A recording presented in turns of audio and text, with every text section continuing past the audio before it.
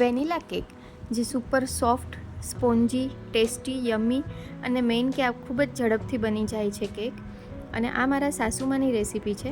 અમારા ઘરમાં બધાને આ જ વેનીલા કેક જ પસંદ આવે છે. ક્રીમવાળી કેક કોઈ જનરલી પસંદ કરતું નથી. આ કેક આપણે કુકરમાં બનાવશું અને એગ્સનો યુઝ કર્યા વગર. તો ચલો શરૂઆત કરીએ. આપણે આ કુકરમાં બનાવવાની છે, તેથી સૌથી પહેલાં એક આવી રીતે કુકર લઈ તેની વિસલ અને એની રિંગ કાઢી લેવાની છે અને તેમાં આપણે મીઠું એડ કરવાનું છે, જેથી તેનું ટેમ્પરેચર મેન્ટેન રહે. અને આવી રીતે એક સ્ટેન્ડ મૂકવાનું છે અને તેને 10 મિનિટ માટે આપણે પ્રીહીટ કરવા મૂકી દેવાનું છે. હવે કેક ટીન લઈશું અને તેને ઓઇલથી ગ્રીસ કરી લઈશું. તમે કોઈ પણ શેપનું ટીન લઈ શકો છો. અહીં મેં હાર્ટ શેપનું લીધેલું છે અને તેમાં થોડું મેંદો એડ કરી અને તેને આપણે બરાબર કોટ કરી લેવાનું છે અને તેને સાઈડ પર રાખી દેવાનું છે. આવી રીતના બધી જ બાજુથી એને કોટ કરવાનું છે. અને તમારી પાસે જો બટર પેપર હોય તો એમાં નીચે બટર પેપર એડ કરવાનું. અહીં મેં 1 કપ મેંદો,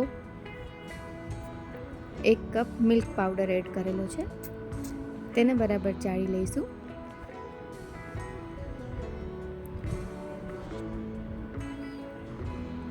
હવે તેમાં આપણે 1 ચમચી 1 ટીસ્પૂન જેટલો બેકિંગ પાવડર અને 1/4 ટીસ્પૂન બેકિંગ સોડા એડ કરશું અને ફરીથી બધું ચાળી લઈશું.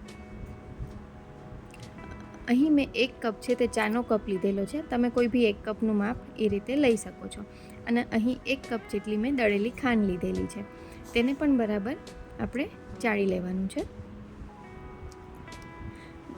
હવે 1 કપ જેટલી મલાઈ લીધેલી છે, જે આપણા ઘરમાં દૂધની મલાઈ થાય એ જ મલાઈ લીધેલી છે અને 1 ટીસ્પૂન જેટલું વેનીલા એસેન્સ અને 1 ચમચી મેલ્ટેડ ઘી લીધેલું છે. અને હવે તેને આપણે બરાબર મિક્સ કરશું. થોડું મિક્સ કર્યા પછી તેમાં આપણે વોર્મ મિલ્ક એડ કરશું, એટલે થોડુંક નવસેકું જેવું દૂધ લેશું અને તે એડ કરશું અને થોડું દૂધ એડ કરવાનું છે. અને દૂધનું પ્રમાણ તમારે ડ્રોપિંગ કન્સિસ્ટન્સી આવે તેટલું દૂધ એડ કરવાનું છે. અંદાજે હાફ કપ જેટલું દૂધ એડ કરેલું છે. બધું બરાબર મિક્સ કરવાનું છે, જેથી કોઈ ગાંઠા ના રહી જાય. અને આવી રીતે ધીમે ધીમે થોડું દૂધ એડ કરતા રહેવાનું છે. એકસાથે હાફ કપ મિલ્ક એડ કરશું તો કદાચ તે ઢીલું બી થઈ જાય, એટલે આપણે ધીમે ધીમે એડ કરવાનું છે અને મિક્સ કરતા રહેવાનું છે. અને એક વખત એડ કરતી વખતે જોઈ લેવાનું કે દૂધ ઓછું જરૂર હોય તો તમે ઓછું પણ એડ કરી શકો છો, પણ મેઇન તો ડ્રોપિંગ કન્સિસ્ટન્સી આવી જોઈએ. થોડીવાર બરાબર મિક્સ કરશું. આવી રીતે ડ્રોપિંગ કન્સિસ્ટન્સી આવે તેટલું દૂધ એડ કરવાનું છે. અને હવે એમાં ટૂટી ફ્રૂટી એડ કરશું. તમારે એમાં ડ્રાય ફ્રૂટ્સ એડ કરવા હોય તો પણ તે કરી શકો છો. ઘણા લોકો આમાં બ્લૂબેરીઝ, ક્રેનબેરીઝ બી એડ કરતા હોય છે, તો તમે તે પણ એડ કરી શકો છો. હવે આપણે જે કેક ટીન રેડી કરેલું છે તેમાં આપણે બધું બેટર એડ કરશું. આવી ડ્રોપિંગ કન્સિસ્ટન્સી રહેવી જોઈએ.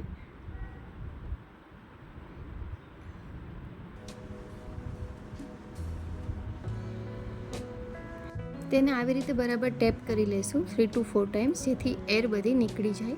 અને હવે કુકર પ્રીહીટ થઈ ગયું છે, તેમાં આપણે આ કેકનું ટીન એડ કરશું અને તેને શરૂઆતમાં 10 મિનિટ્સ માટે આપણે એકદમ લો ફ્લેમ પર કરશું અને પછી લો ટુ મીડિયમ ફ્લેમ પર આપણે બીજી 20 મિનિટ માટે કરશું.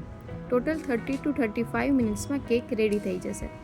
અહીં જોઈ શકો છો આપણી કેક રેડી છે.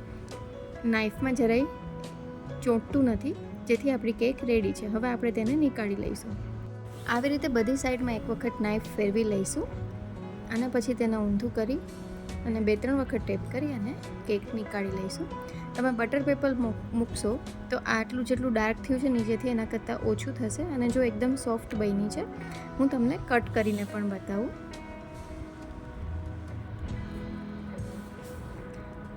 તમે જોઈ શકો છો આ એકદમ જ સોફ્ટ અને સ્પોન્જી કેક બની છે, જે ખાવામાં ખૂબ જ ટેસ્ટી અને યમ્મી લાગે છે.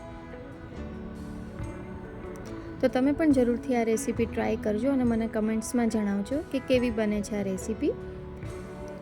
તમારે જો આ કેક ઓવનમાં બનાવી હોય તો 180 ડિગ્રી પર પહેલાં પ્રીહીટ કરી લેવાનું છે 10 મિનિટ્સ માટે અને પછી 180 ડિગ્રી પર 20 to 30 મિનિટ્સ માટે બેક કરવાનું છે. અને તમને મારી રેસીપી પસંદ આવતી હોય તો મારી ચેનલને લાઇક, શેર અને સબસ્ક્રાઈબ કરો. Thank you.